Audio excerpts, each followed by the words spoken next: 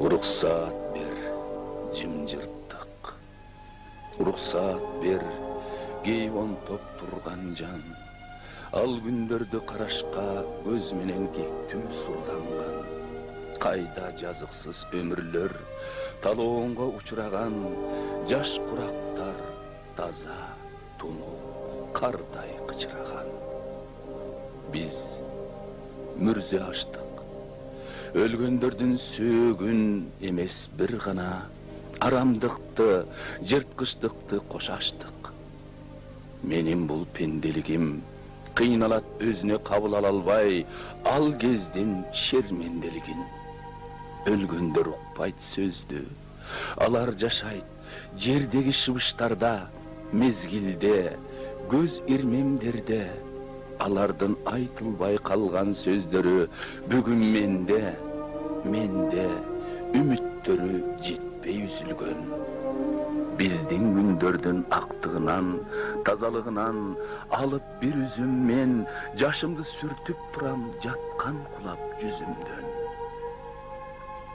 Жазыксыз кеткен өмүрлөр. Бир мүнөткө мен аларга айланам да уурдалып түн менен чоң таш жака айдалам. Турам мына казылган жардын башында, желкемден окту күтүп, жок менин жалоорчу жашымда, калган муз болуп тоңуп бүтүп, бирок бар мезгилге наалатым, тепселген үчүн адам атым, кордолгон үчүн ар намысым. Урпактарга таштадым, үмүтүмдөн бир тамызым, жарым тамызым. Азыр жай, чөптөн, жалбырактан аңкыган шыбак келет. Мен Айтматов Төрөкулмун, а мен Жусуп Абдрахман.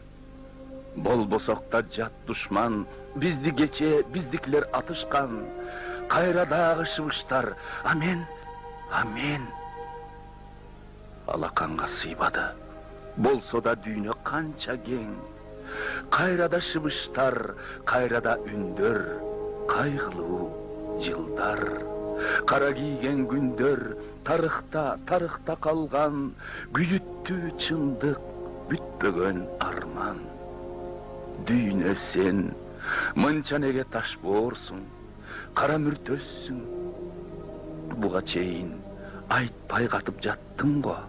Кайда экенин жазыксыздар мүрзөсүн, кайда экенин жазыксыздар мүрзөсүн.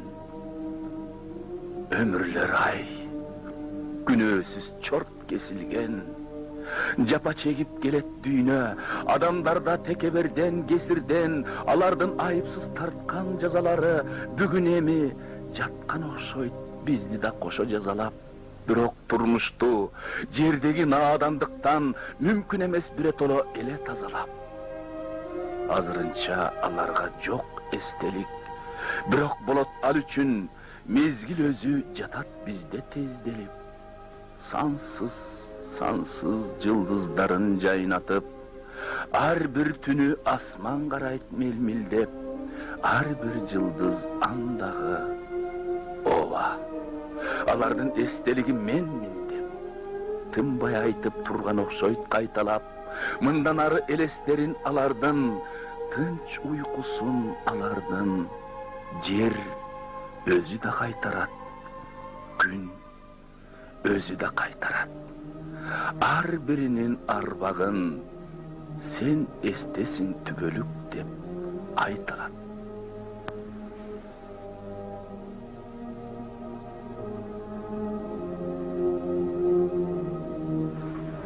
Кош канаты менен, адам бийлиги менен сүрдүү.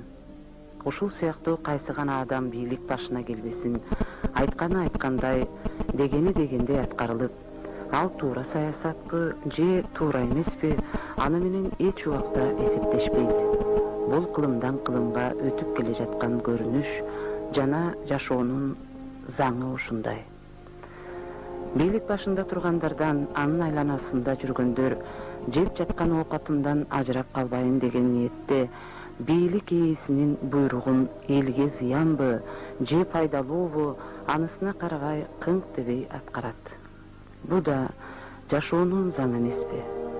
Бул ааламда карапайым элдин жашоосуна кам көргөн бийлик саналуу гана болуп келген, дагы деле саналуу боло бермекчи.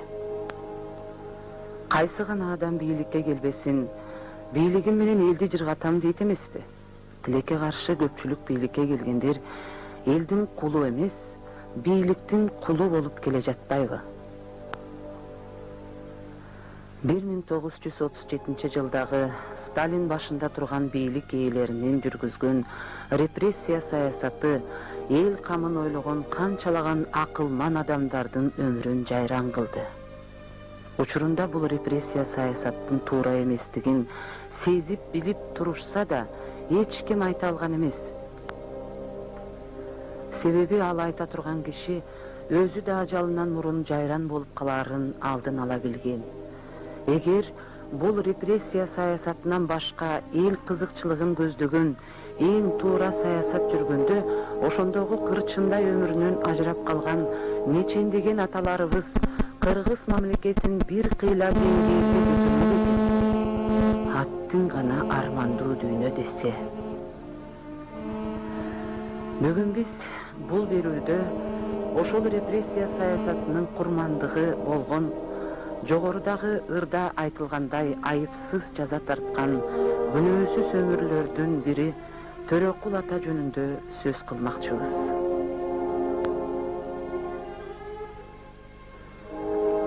Төрөкул ата бул жаракчылык дүйнөдө 35 жыл гана өмүр сүрдү.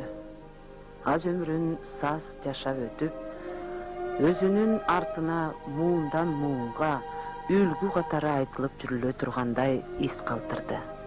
Бул акталгандан кийин Төрөкул ата жөнүндөгү жазылган китептерден улам айтылып жаткан пикирлерибиз.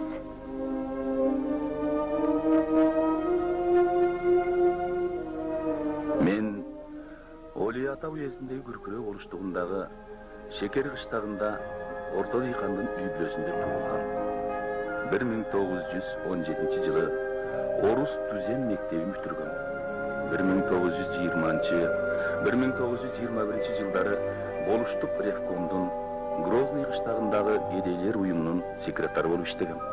1921-24 жылдары Москвадагы чыгыш эмгекчилеринин коммунисттик университетинде окугам.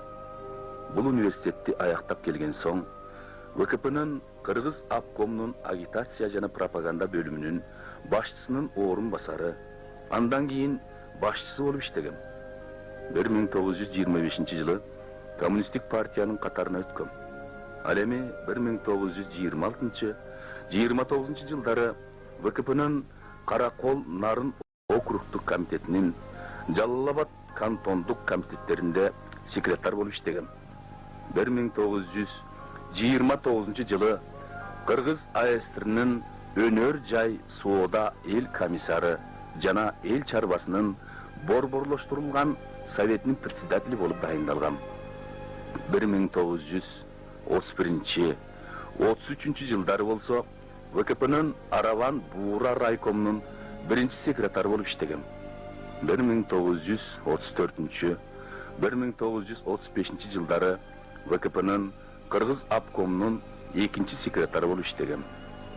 1936-37 жылдары Москвадагы Кызыл профессура институтунда окугам. 93 жылы академия жана Кыргыз Республикасынын Илимдер коомдук академиясы жана биздин Гос архив агентство аркылуу Төрөкул Айтматов жөнүндө бир китеп чыгарганбыз. Ал китеп боюнча ошол баягы архивдин данныйлары менен боюнча баягы мурун жарыяланбаган архивдик документтерди камтыган, андан тышкары дагы ошо Төрөкул Айтматовдун кыздары, балдары эскерилген китеп чыккан. Ошол китепте бул биринчи республикабыздагы көрүнүктүү мамлекеттик жана саясий нысандардын жөнүндөгү биринчи китеп болуп чыгып атат ошол китеп. Мына ошол китепте Төрөкул Айтматовдун мен дагы анча-мынча кошумча жазган бир документалдуу бир очергим бар эле. Бул баягы Төрөкул Айтматовдун 1927-28 жылдары түштүктөгү болгон жер суу реформасы боюнча анын ошол жер суу реформасын жүргүзүүдө ал кишинин мындайча айтканда толук ролу ошентип кандай иштер жүргүзгөндөрүндө жазып кеткен элем. Мына ошо жөнүндө бир эки ооз айтып коеюн. Себеби ал кишинин жер суу реформа боюнча жүргүзүү боюнча анын ролу аябай чоң. Төрөкул Айтматов саясий жана мамлекеттик иш аракетинде 27-28 жылкы түштүктөгү жер суу реформасында жүргүзүүдө өтөнчү ал кишинин өмүр баянында көп орун алган. Ал кишинин татыктуу эмгеги жемиштүүлүккө, натыйжалуу жана окуяларга, эл үчүн камкордукка ачык болгон. Ошол мезгилде оор шарттарга карабай, эсептим ушул 27-28 жылдарда оор шарттар болгон. Төрөкул Айтматов эл чарбасын ар түрдүү тармактарын өнүктүрүүгө, уюштурууга, социалдык маданий маселелерди чечүүгө абдан чоң салым киргизген. Ошонун ичинен эң бир негизги нерсе бул жер суу реформасы болуп эсептелет.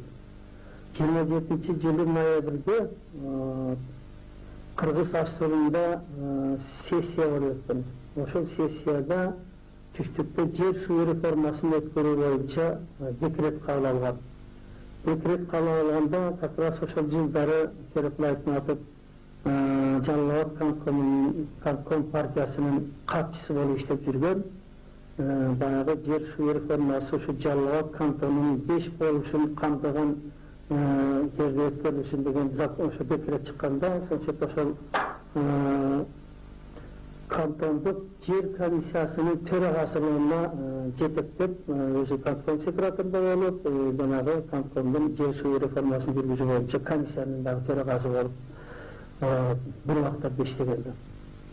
Мына ошол жер суу реформасын жүргүзүп аткан кездер баягы партиялык советтик активдин күчү менен жана ошол Төрөкул Айтматовдун уюштуруучулук ролу менен ошол жер суу реформасы жакшы жүргөн.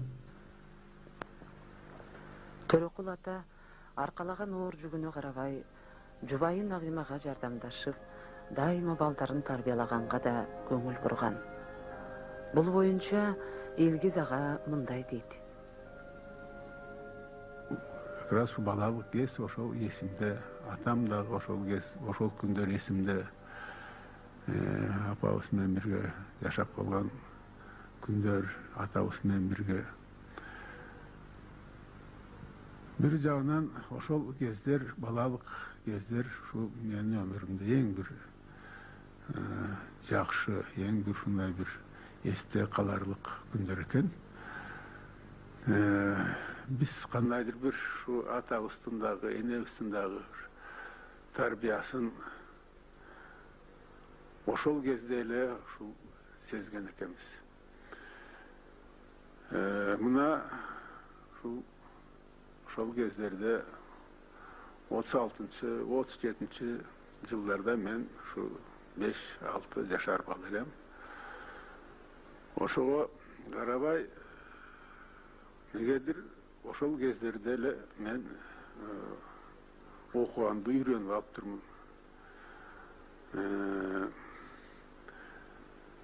Ошол кездерде ал эмес, дүйнөдө эмне болуп аткандар, эң негизги окуялар жөнүндө дагы маалымат жөнүндө кабарым бар экен. Күнүгө ошо биздин турган үйүбүздүн жаныбызда киоск бар эле, ошол киосктан барып ушул күнүгө газет сатып алып келчү элем. Апама, атама, өзүм дагы анча-мынча ошол газеталарды окуп калчу элем. Ошол газеталардын аркылуу, радио аркылуу дүйнөдө эмне болуп атканы жөнүндө ошол билип турчу элем.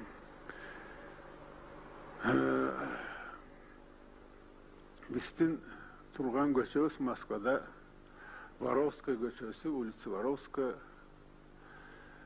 дом 25, комната, квартира 15 болчу. Бул өзү үй азыркы кезде деле турат. Ошол көчөдө театр киноактера деген театрдан алыс эмес, жакын эле жерде. Ошол кезде ошол үйдө ошол институт Красный профессорда окуп жүргөн слушательдер семьялары менен бирге турушчу экен. Биз дагы ошол бир 2 комнаталуу квартирада атабыз энебиз менен бирге туруп ошол жерде жакшы жашадык элек. Атабыз, мен ойлойм, абдан таза адам. Ушул биздин өлкөнүн кызыкчылыгына толугу менен ушул берилген таза адам болсо керек. Эч кандай кылмыштык жагы эч кандай болбогон адам болсо керек. Эгерде кандайдыр бир кылмыш тиңдемдайы болгон болсо, мен ойлойм, ошол кезде партиядан чыгаргандан кийин эле бир жака бир качып кетсе деле болмок. Бирок ал киши ойлогон баары бир чындык жеңет. Ошондуктан эч кандай шашпай бизди Кыргызстанга поездга салып жиберип, өзү ошол Москвада декабрга чейин өзү жашап атты. Төрөкулдун атасы Айтмат өз заманынын билимдүү, арабча кат тааныган чечен киши болгон. Ал жергиликтүү элдин жардамы менен Олия Ата шаарында медреседе чагатай түрк тилинде азыраак окуп, сабатсыздыгын жоюуга жетишкен. Бирок турмуш шартына байланыштуу окууну таштап кетүүгө аргасыз болот. Анан өз алдынча окуп, ошол мезгилде тектеш тилдерде чыгып турган Казак Алтын Сарын Ыбырайдын эмгеги менен таанышат. Ал Алтын Сарын Ыбырайдын кыргыздарга, казактарга деген орус тилин үйрөтүүнүн баштооч жолдомосун окуп, кыргыз тилинде октолоочу жергиликтүү элдердин балдары үчүн мектеп ачууга аракет кылат. Бирок жергиликтүү бийлик башчылары тарабынан Айтматтын сунушу колдоосуз калат. Ал ошону менен бирге колунан көөрү төгүлгөн жыгач уста болуп, ээр жасоону, комуз домбура чаап жасап күү черткен. Өтүк жана балдардыкынан чоңдордукуна чейинки кийимдерди тиккен. Бирок колунан миң өнөр келсе да, ал кембагал жашаган. Айтмат кембагалдыктан кутулуу үчүн көп аракет кылган. Бирок эч натыйжа чыкпаган соң 1913-14 жылдары Көркүрөө дарыясына бир жагынан турмуш шуму оңоп алайын десе, экинчи жагынан элге керек болоор деген ниетте тегирмен салган. Ушундан улам турмуш тиричилиги жакшырат. Тегирменчи Айтматтын ысмы талас өрөөнүнө бүт турайт. Ал эл арасында чоң кадыр баркка ээ болот.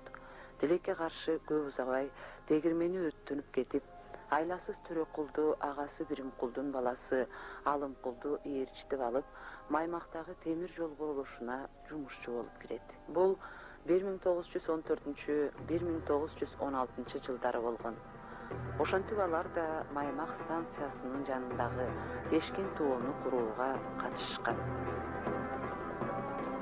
Ошол кездеги Олия Атада орус түзөм мектеби ачылган. Аны Абжалбек Чолпонкулов деген киши жетектеген. Ал киши Айтматтын усталыгын билип, бул мектепке кол эмгек сабагынан мугалим кылып орноштурат. Ошол жылдары турмуш оордоп, үй бүлөсүн да Олия Атага көчүрүп келет. Бул мектепке агасы Биримкулдун балдары Алымкул менен Өзүбекти, өзүнүн балдары Төрөкул менен Ырскулбек Гүлайымды киргизет. Ушул фактылар эле Төрөкулдун балалык чагынан билим булагынан сугарыла баштаганынан улам 35 жашка чейинки кыргыз эли үчүн жасаган иштеринин фундаменти жаш чагынан эле куюлгандыгын далилдеп турат. Бул көрүнүш атасы Айтматтын балдарына турмушунда туура жолду тандап бергендигинде турат. Ал эми Айтматтын аялы Сатан кызы Айымкан дагы тың чыгып эл оозунда калган. Ал айылда кадыр барктуу байбичелердин бири болгон.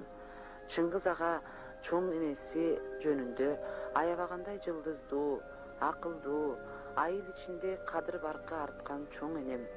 Men üçün jomok kençi, ır baylığı, ulama sözdün bulağı bolgon. Al kişinin arkası menen görgön akındık önörlörü menin balalık çağımdın göөнürбүс көрkü oldu dep eskirет. Айтмат менен Айымқан, Айымкөл, Төрөкул, Карагыз, Гүлайым, Рыскулбек, Тойчубек деген 6 балалуу болушат. Алар өтө деле бай болбогондуктарына карабай, балдарына тарбия берүү боюнча ооз калынышат. Айрыкча балдарынын ичинен Айымкүл менен Төрөкул кыйын чыгышып, эл арасында ата-энесинин кадыр баркын өстүрүшкөн. Айымкүл атасы Айтматтын жолун жолдоп абдан чебердик кич болгон. Төрөкул болсо билими, акылынын жетиктиги жагынан жаштайынан эл арасында оозго алына баштаган.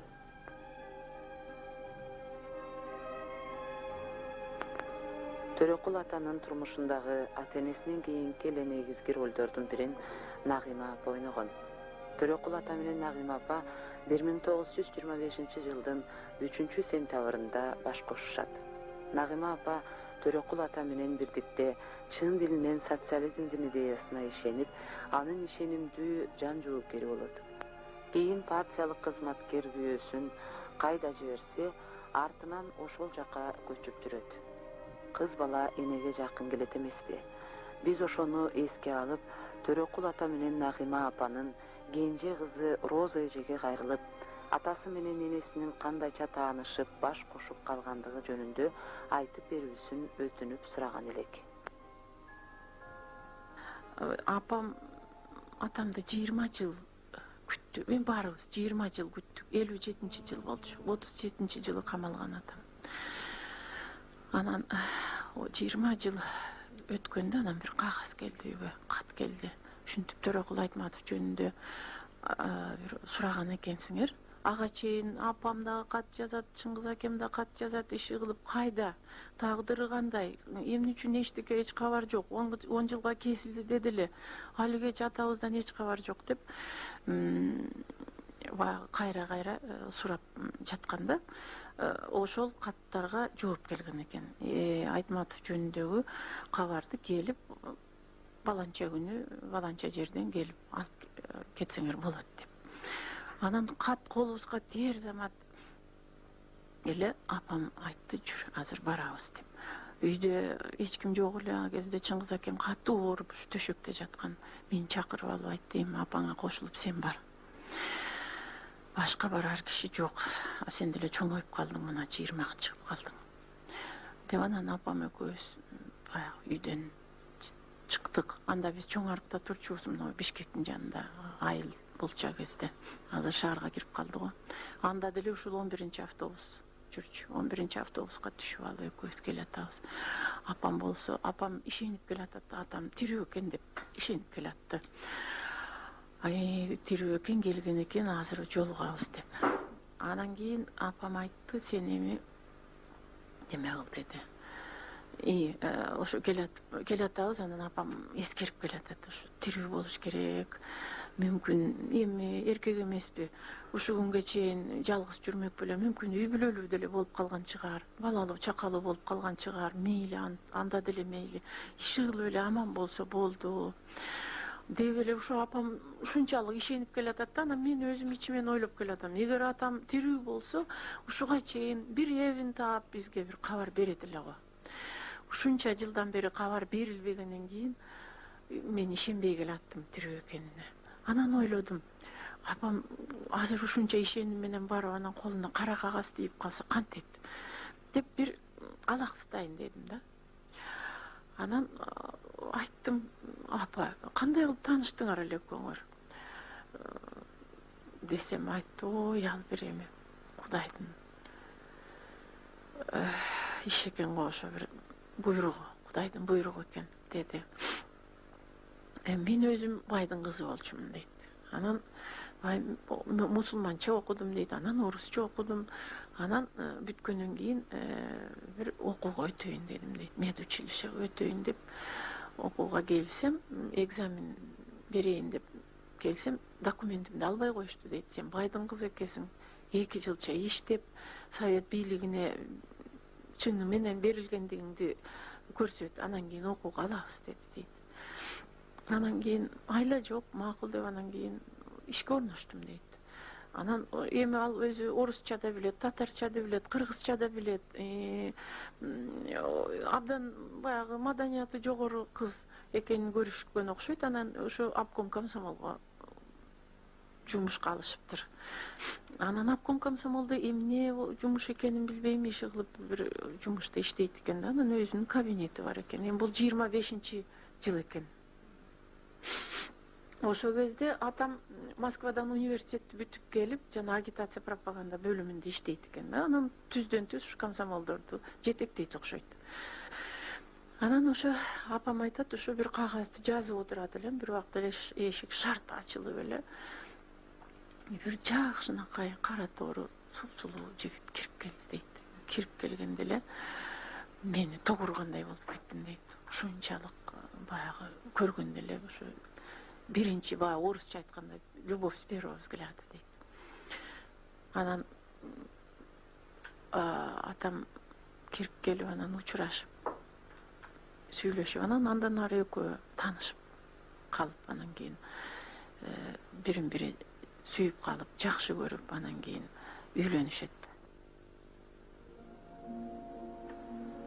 Ата, Мүрзөн кайсы жерде экенин билбейм деген Чыңгыз аганын Саманчы жолу чыгармасындагы эпиграф катары келтирген бул сөздөрү 1991-жылдын жайында Бишкектин жанындагы Чоң Таш жериндеги репрессияга дуушар болгондордун көмүлгөн орду табылган кезде дагы бир жолу элдин көңүлүн бурду. Көмүлгөн 137 адамдын арасында Төрөкул Айтматовдун да сөөгү табылды. Төрөкул атанын сөөгүнүн табылгандыгын ал жерден чыккан өкүм кагазы далилдеп турат.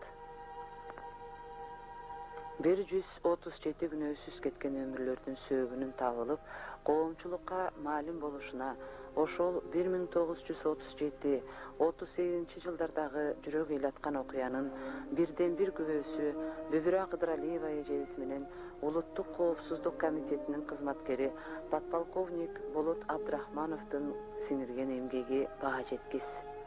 Бул эки инсандын иши жазыксыз жазаланган аталарыбыздын алдындагы аткарган пенделик парызы жана азыркы доордогу чоң эрдиги десек жаңылышпайбыз. Казылып аткан учурда Абдрахманов, Юсуп Абдрахманов сыяктуу аталарыбыздын ошону менен катар эле Төрөкул атанын дагы өкүм кагазы табылыптыр. Ошол өкүм кагаздардын табылышы ошо кандай жолдор менен казып, кандай жолдор менен таптыңыздар да? Ошол боюнча мындай айтып өтсөңүз. Эми негизи биздин комитетте баягы казуу ишин өткөзгөнгө деле тажрыйбалуу адистерибиз жок.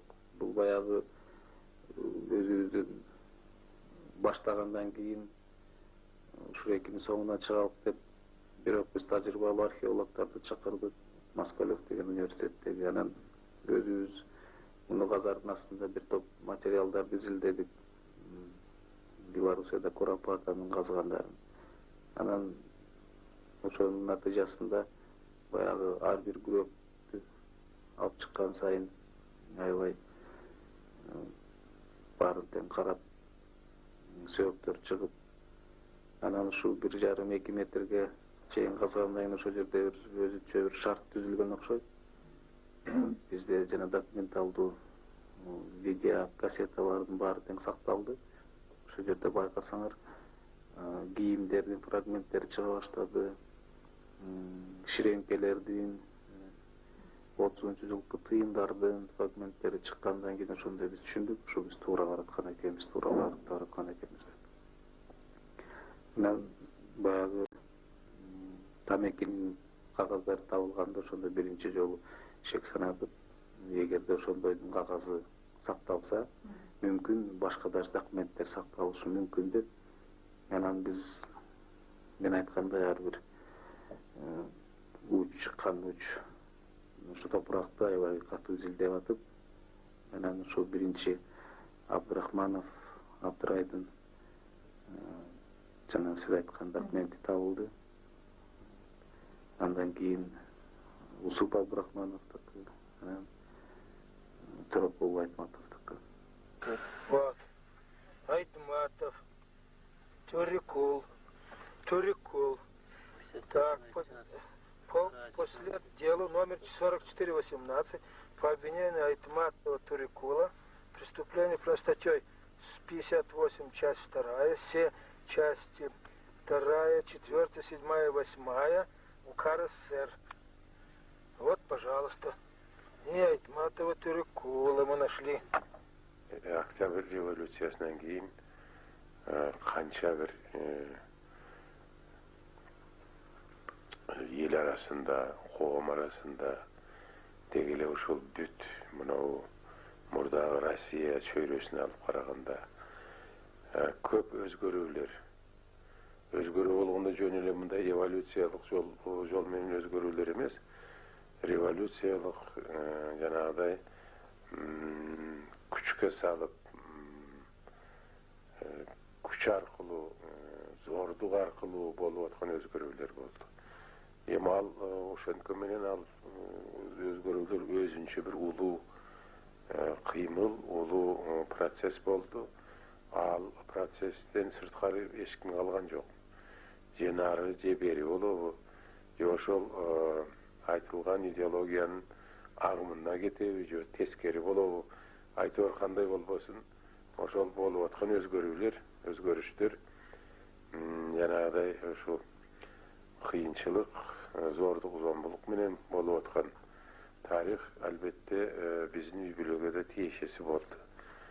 Аны атамда айтып отурбайын, а киши ошол коммунисттик кыймыл, ошондо аракет кылып дүйнө өзгөртөбүз, дүйнөнүн түп тамырынан өзгөртөбүз деген чоң утопияга кеткендердин арасында болду албетте. Анан энем болсо ошол адакы ошол шартта балдарын тарбиялоого туура келди. Мына ошондой учурда апамдын ушул башына абдан чоң мүшкүл түштү. Аябай башка убактарда, башка замандарда ким билет мындай болдубу, болобу. 4 балалуу кези мен ошондо 8-9 жашар баламын, эң чоңу. Мына азыр Роза карындашым ошону колдоого бир 5-6 айлык бала. Жанагы 37-жылкы окуялар башталып кетти. Биз анда Москвада турган кезибиз, анткени атабыз ошол жанагы бир жогорку окуу жайларда ошондо красный профессор деп аталганбы. Айтор ошол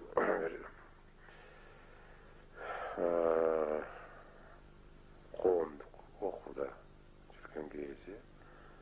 Анан кийин ошол атайын жиберилген, ушул жактан Кыргызстандан жиберилген өзүнүн ошондой кесиби боюнча, иштеген иши боюнча бир чоң окуу жайы да. Азыр андай эми окуулар жок. Ошол жер жүргөн кезде биз да ошол жанында болдук. Анан ошондон жанагы эмелер башталып калды да. Камоолор, ар кандай жанагыдай процесстер башталып калды, эл душмандарына каршы деген. Ошондо мына биздин ушул кыргыз интеллигенциябыз чоң запкы көрдү. Чоң зап. Өз ошол анча-мынча билими бар, баш көтөргөн мындай улуттун тагдырын ойлогон, улуттун ушул келечегине күйүп бышып жүргөндөрдүн бардыгын улутчул катарында табышып, ошолор бир-бирден жок кыла баштады. Албетте мен атам да четте калып калган жок. Ошол Москвада жатып түшүнүп билип атты. Өзүнүн кезеккелеринде абдан ушул билгендей болуп жатты окшойт. Эми аны ошондо биз бала кезибиз бизге айтып берген жок, бирок ичинде абдан катуу ушундай бир кейди окшойт. Анан кийин ушул эмнеси болсо да мына жаманчылык келе жатканын сезип, bizdi alıstatıp eptek uşul el jurtun arasına barsa eken, tuğanların arasına barsa eken degen oy menen anan keyin oşa apam ekö akıldaşıp apam bizdi alıp kete turan boldu. 53 yıldan keyin okulgan janazası, bolbosa gerek mınday tağdırdın tamaşası. 30'dan жаңа aşkan, 137 kıran, mezgilden alda turgan, 137 çıgan. El üçün emgektenip, eline bolgon uran, adamdık çekten çıkkan, mıkaçılık zardabınan, 53 yıl bir çunkurda aykaşıp tünök kılgan. Delgidey el düşmanı eline emne kılgan, özünçö jay buyurbay жерine emne kılgan. Bularga жооп таба албай, мен элемес эл бушайман, каары күч ал жылдары жазыксыз канчалардын түндүгү түшкөн экен. Эмнеге атылганын билбеген бойдон көптөр өкүттө кеткен экен. Жаткандыр дагы талай, билинбей кайда экени жигиттер эчен. Ал мезгил сенек беле. Тирүүлөй жесир өткөн, балдар жетим өскөн, убалы апалардын жетет кимге?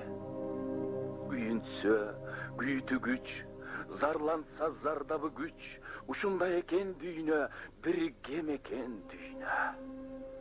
Бүркүттөй бүгүлбөгөн аталардын, жаткан жери бүгүн мазар, бийликтин бир кездеги, айкындап анык жүзүн, сес берет ата бейит. Дайынсыз жок болушкан 30 миңдей аталарды эскерет ата бейит.